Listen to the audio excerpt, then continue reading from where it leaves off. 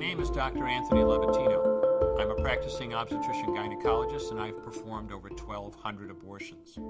Today I'm going to describe a first trimester surgical abortion called suction D&C, dilatation and curettage.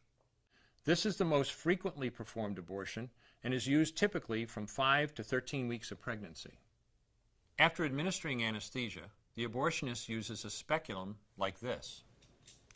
This is placed inside the vagina and opened using this screw on the side, allowing the abortionist to see the cervix, the entrance to the uterus. The cervix acts as a gate that stays closed for the duration of pregnancy, protecting the baby until it is ready for birth.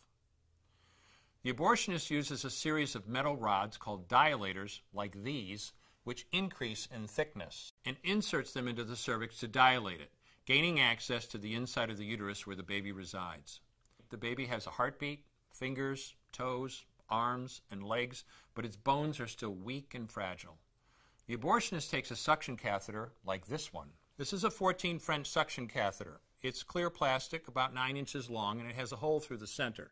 It is inserted through the cervix into the uterus. The suction machine is then turned on with a force 10 to 20 times more powerful than your household vacuum cleaner. The baby is rapidly torn apart by the force of the suction and squeezed through this tubing down into the suction machine, followed by the placenta.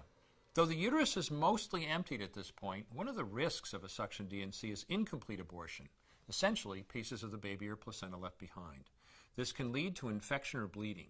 In an attempt to prevent this, the abortionist uses a curette to scrape a lining of the uterus. A curette is basically a long-handled curved blade. Once the uterus is empty, the speculum is removed and the abortion is complete.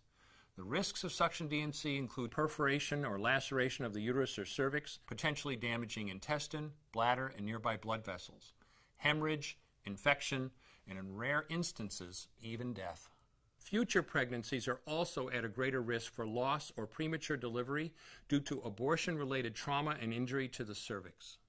As I mentioned at the beginning, I'm Dr. Anthony Levatino, and in the early part of my career as an OBGYN, I performed over 1,200 abortions.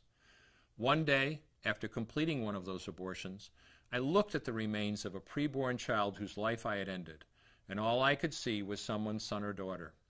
I came to realize that killing a baby at any stage of pregnancy for any reason is wrong.